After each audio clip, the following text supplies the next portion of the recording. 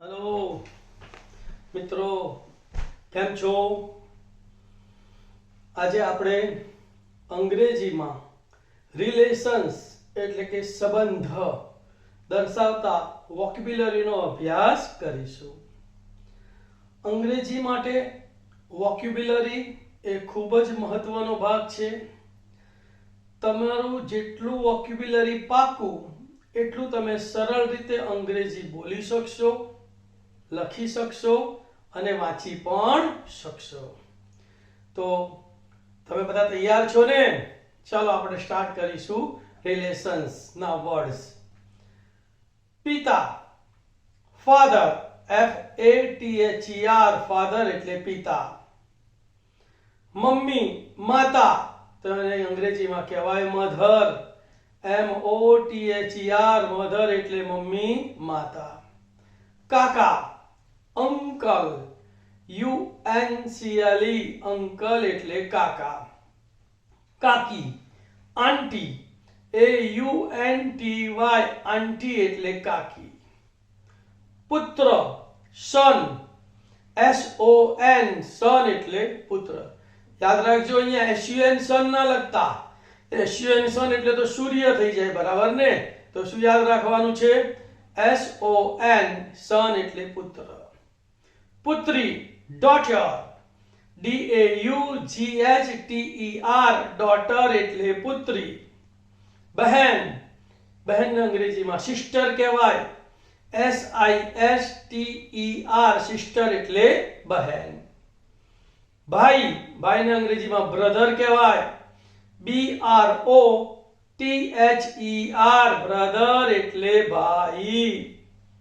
ભત્રીજો અથવા ભાણો, તેને અંગ્રેજીમાં નેફ્યુ કહેવાય, NEPHEW, નેફ્યુ એટલે ભત્રીજો અથવા ભાણો. એવી જ રીતે ભત્રીજી અથવા ભાણીને શું કહેવાય? તેને નીસ કહેવાય, NIECE, નીસ એટલે ભત્રીજી અથવા ભાણી. દાદા, દાદા પપ્પાના પપ્પા, એને ગ્રાન્ડફાધર કહેવાય, તો GRANDFATHER, ગ્રેન્ડફાધર એટલે દાદા. દાદી, આપણા પપ્પાની મમ્મી, એને દાદી કહેવાય, ગ્રેન્ડમધર, GRANDMOTHER, ગ્રેન્ડમધર એટલે દાદી. પૌત્ર, ગ્રાન્ડચાઇલ્ડ, તો GRANDCHILD, ગ્રાન્ડચાઇલ્ડ એટલે પૌત્ર. એટલે છોકરા છોકરીના જે સંતાનો હોય ને એને આપણા દાદા દાદી માટે પૌત્ર કહેવાય.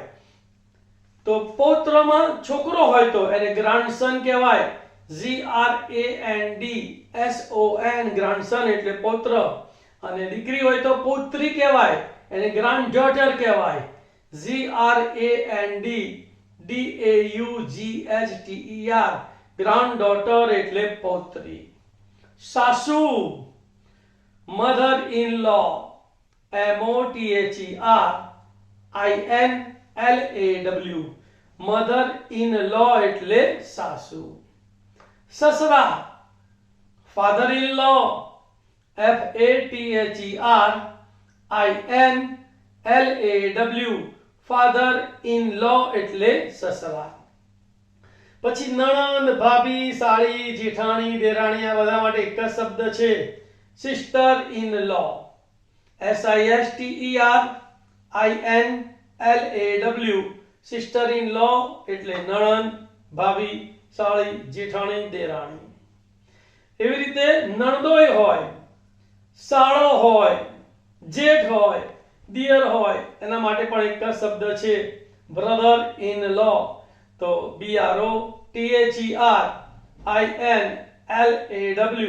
બ્રધર ઇન લો એટલે સાળો, જેઠ, દિયર, નણદોઈ. પુત્રવધુ, daughter in law, DAUGHTERINLAW, daughter in law એટલે પુત્ર વધુ. એને આપણે વહુ કહીએ છીએ, દીકરાની વહુ, બરાબર, એને પુત્ર વધુ કહેવાય. જમાઈ, જમાઈ એટલે દીકરીનો વર, દીકરીના વરને જમાઈ કહેવાય, તો son in law, SONINLAW, son in law એટલે જમાઈ. પતિ, હસબન્ડ, HUSBAND, હસબન્ડ એટલે પતિ. અહીંયા થોડી રમૂજ જોઈએ તો હસ એટલે હસતો અને બેન્ડ એટલે વાંકો વળી જતો. તો જે હસતો હસતો બેન્ડ થઈ જાય એને હસબન્ડ કહેવાય. પત્ની, વાઇફ, WIFE, વાઇફ એટલે પત્ની. પ્રેમી અથવા પ્રેમિકા બંને માટે એક જ શબ્દ છે, લવર, LOVER, લવર એટલે પ્રેમી, લવર એટલે પ્રેમિકા. છોકરો પ્રેમી હોય તો પ્રેમી કહેવાય ને છોકરી પ્રેમી હોય તેને પ્રેમિકા કહેવાય. મેટરનલ, માતા તરફનો સંબંધ હોય તો માતા તરફનો સંબંધ દર્શાવવા માટે અંગ્રેજીમાં મેટરનલ શબ્દ વપરાય છે. METERNAL, મેટરનલ એટલે માતા તરફનો સંબંધ. એવી જ રીતે પિતા તરફનો સંબંધ દર્શાવવા માટે પેટર્નલ વપરાય છે. PATERNAL, પેટર્નલ એટલે પિતા તરફનો સંબંધ. તો હવે એનો ઉપયોગ કરીએ આપણે. તો મામા, તો maternal uncle, MATERNAL, maternal uncle એટલે મામા, એટલે કે મમ્મીના ભાઈને મામા કહેવાય. મામી, તો એને અંગ્રેજીમાં મેટરનલ આંટ કહે છે. METERNAL, મેટરનલ એટલે મામી. તો મમ્મીના ભાઈની પત્નીને મામી કહેવાય. નાના, તો maternal grandfather, MATERNAL, maternal grandfather, GRANDFATHER, maternal grandfather એટલે નાના. મમ્મીના પપ્પાને નાના કહેવાય. મમ્મીના પપ્પાને શું કહેવાય? નાના. અને નાના એટલે મેટરનલ ગ્રેન્ડફાધર. એવી રીતે નાની, મમ્મીની મમ્મી, મમ્મીની મમ્મીને નાની કહેવાય, મેટરનલ ગ્રેન્ડમધર. તો MATERNAL GRANDMOTHER, મેટરનલ ગ્રેન્ડમધર એટલે નાની. વરરાજા, બરાબર, પરણવા જતો જે છોકરો હોય ને એને વરરાજા કહેવાય. તો બ્રાઇડગ્રૂમ કહેવાય, BRIDEGROOM, બ્રાઇડગ્રૂમ એટલે વરરાજા. કન્યા અથવા વહુ, પરણવા જતી છોકરીને કન્યા અથવા વહુ કહેવાય, બ્રાઇડ, BRIDE, બ્રાઇડ એટલે વહુ અથવા કન્યા.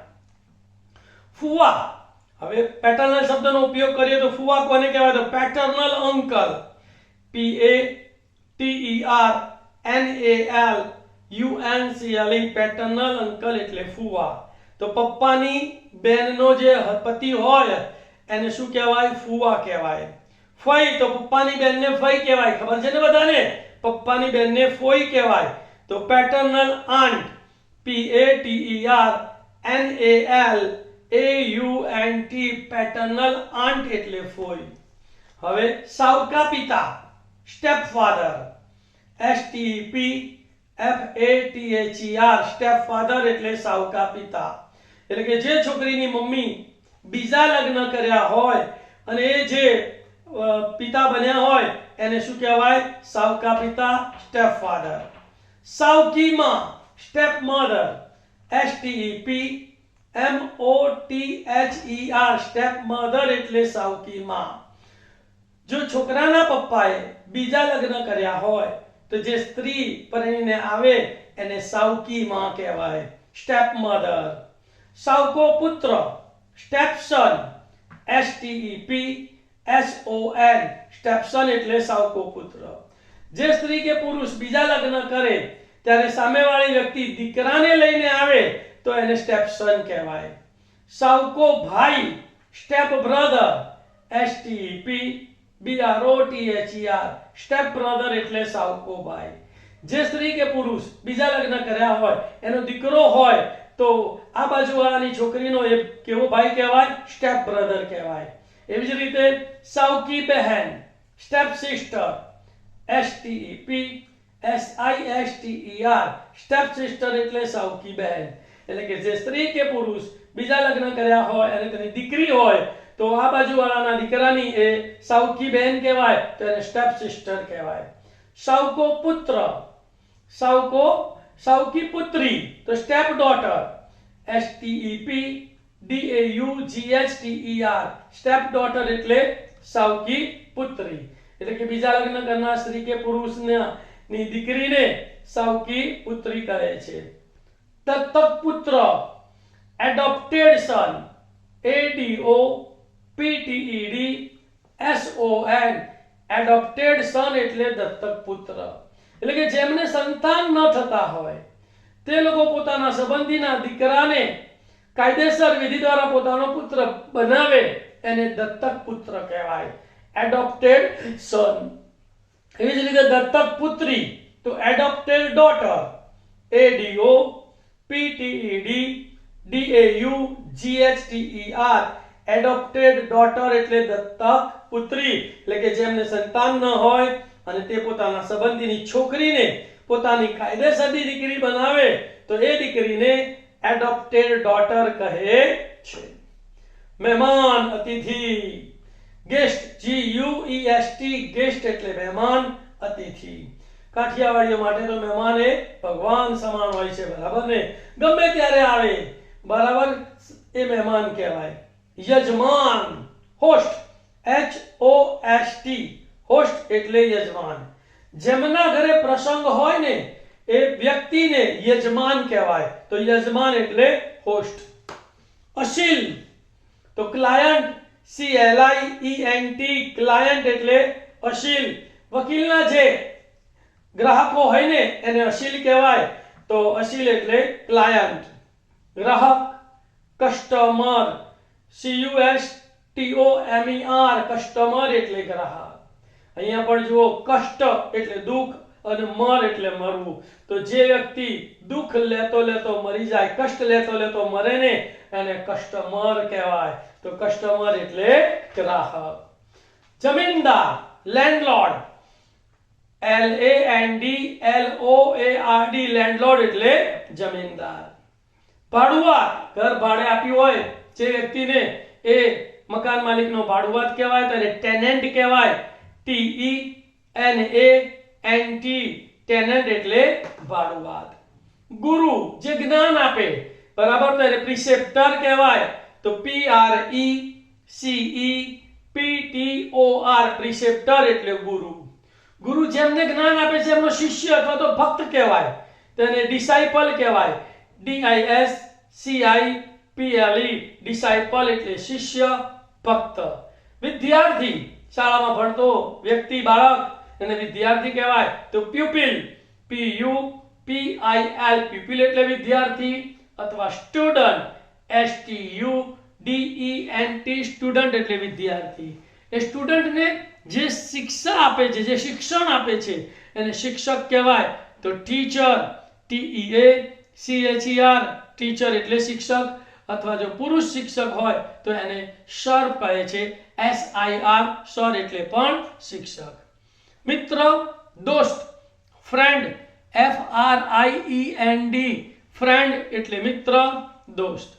દર્દી, પેશન્ટ, PATIENT, પેશન્ટ એટલે દર્દી. દવાખાનામાં ડોક્ટર પાસે જે બીમાર વ્યક્તિ જાય છે ને એ બીમાર વ્યક્તિ એ ડોક્ટર માટે શું કહેવાય છે? દર્દી કહેવાય છે. તો ડોક્ટર અને રોગી વચ્ચેનો સંબંધ છે દર્દી, પેશન્ટ એટલે દર્દી. પિતરાઈ, કઝિન, COUSIN, કઝિન એટલે પિતરાઈ. કાકા, મામા, ફઈ, માસીના દીકરા દીકરી હોય ને એને આપણા ભાઈ બહેન કહેવાય આપણા, એટલે એને પિતરાઈ કહેવાય. પિતરાઈ ભાઈ, cousin brother, COUSINBROTHER, cousin brother એટલે પિતરાઈ ભાઈ. પિતરાઈ બહેન, cousin sister, COUSINSISTER, cousin sister એટલે પિતરાઈ બહેન.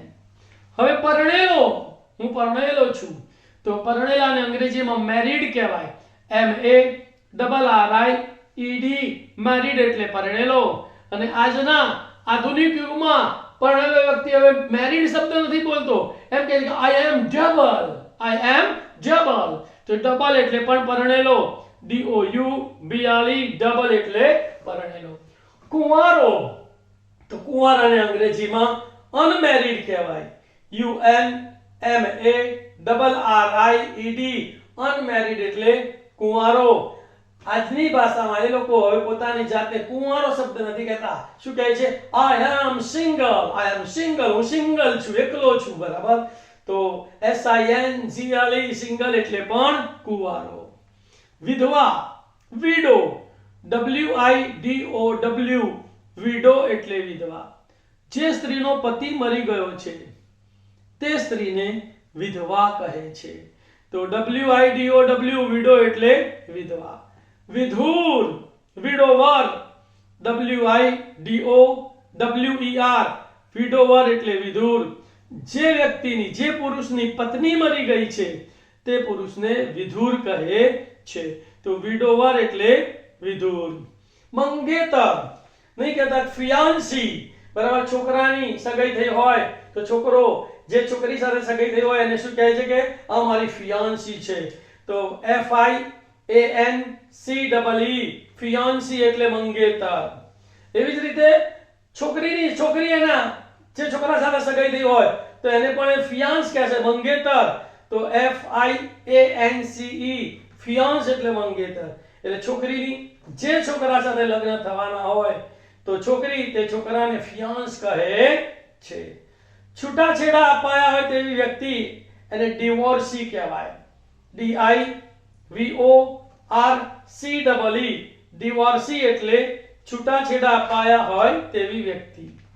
અનાથ બાળક, અનાથ. ઓર્ફન, ORPHAN ઓર્ફન એટલે અનાથ. જે બાળકના માતા પિતા મૃત્યુ પામ્યા હોય તેવા બાળકને અનાથ કહે છે. તો ઓર્ફન એટલે અનાથ. વૃદ્ધ વ્યક્તિ, old person, OLDPERSON old person એટલે વૃદ્ધ વ્યક્તિ. યુવાન, યંગ. આઈ એમ યંગ, હું યુવાન છું. તો YOUNG યંગ એટલે યુવાન. નવવધુ, તો બ્રાઇડલ. બરાબર. તો BRIDAL બ્રાઇડલ એટલે નવવધુ. અહીં આપણા રિલેશન્સ સંપૂર્ણ પૂરા થાય છે. અદ્ભુત તમામ રિલેશનોને આપણે આ વિડીયોમાં સાંકળી લીધા છે. તમે આનો સતત અભ્યાસ કરશો ને એટલે તમારું અંગ્રેજી સુધરી જશે, તમારું વોકેબ્યુલરી પણ પાવરફુલ બનશે. તો મિત્રો, મારી ચેનલને સબસ્ક્રાઇબ કરી દેજો. આવા જ વિડીયો બતાવવા માટે બેલનું બટન દબાવજો અને તમારા જેવા અસંખ્ય લોકોને શીખવાડવા માટે, જણાવવા માટે આ વિડીયોને તમારા ફેસબુક ઉપર શેર પણ કરજો. Thank you. ઓમ નમઃ શિવાય. Have a blessed day.